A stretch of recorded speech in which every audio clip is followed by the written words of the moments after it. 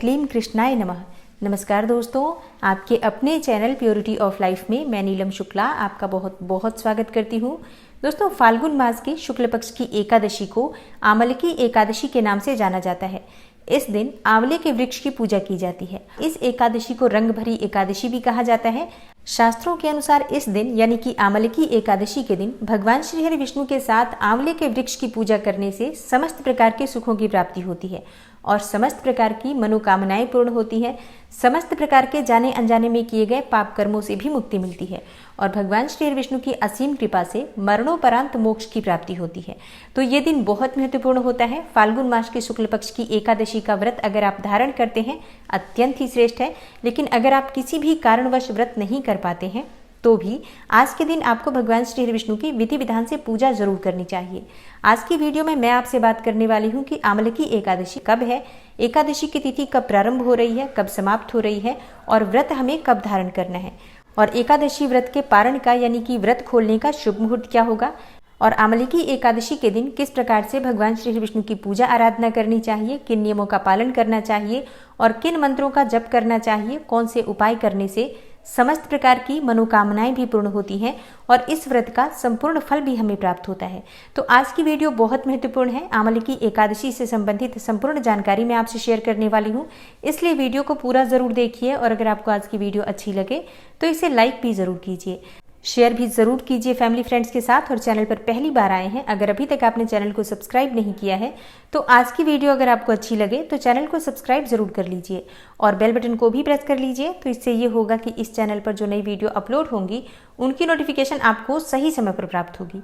दोस्तों, बात करें आमलकी एकादशी की तो इस दिन भगवान श्री हरि विष्णु के साथ भगवान भोलेनाथ और माता पार्वती की भी पूजा की जाती है।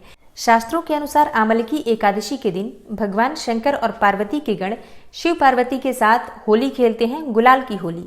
इसलिए इस एकादशी को रंग भरी एकादशी के नाम से जाना जाता है और इस दिन भगवान भोलेनाथ को गुलाल अर्पित करने से मन की समस्त कामनाएं पूर्ण होती हैं।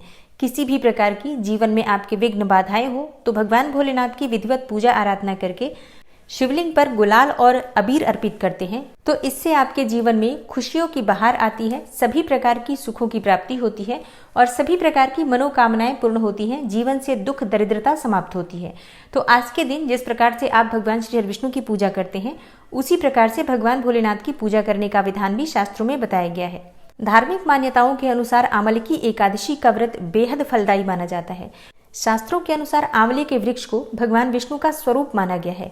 इस वृक्ष में भगवान विष्णु का वास माना जाता है, इसलिए इस दिन भगवान श्री हरि विष्णु की पूजा आराधना के साथ आंवले के वृक्ष की भी पूजा की जाती है।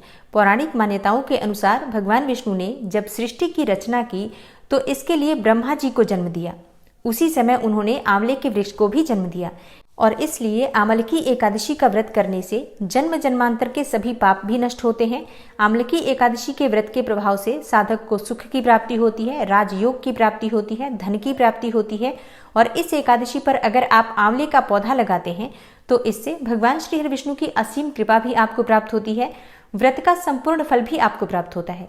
और मान लीजिए कि आप एकादशी का व्रत नहीं कर रहे हैं और तब भी आप आज के दिन अगर आंवले का पौधा किसी भी मंदिर में ले जाकर लगा देते हैं या फिर अपने घर में भी लगाते हैं तो इससे भी आपको व्रत के समान ही पुण्य फल प्राप्त होता है, भगवान श्री हरि विष्णु की असीम कृपा आपको प्राप्त होती है।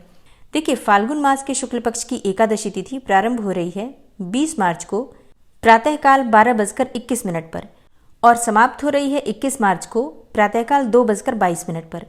तो सूर्योदय काल में एकादशी की तिथि 20 मार्च को रहेगी, सुबह से लेकर रात्रि पर्यंत एकादशी की तिथि रहेगी, इसलिए एकादशी का व्रत 20 मार्च को रखा जाएगा। तो जिन भक्तों को एकादशी का व्रत धारण करना है 19 मार्च को आप दशमी तिथि के नियम का पालन करेंगे, यानी कि शुद्ध और सात्विक भोजन आपको लेना है। लहसुन, प्याज, मांस, मदिरा का सेवन 19 मार्च को नहीं करना है आपको।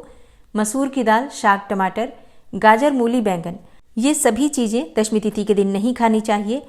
इसके अलावा सूर्यास्त के बाद आपको भोजन नहीं करना है। अन्न का और नमक का सेवन सूर्यास्त के बाद दशमी तिथि को नहीं करना चाहिए।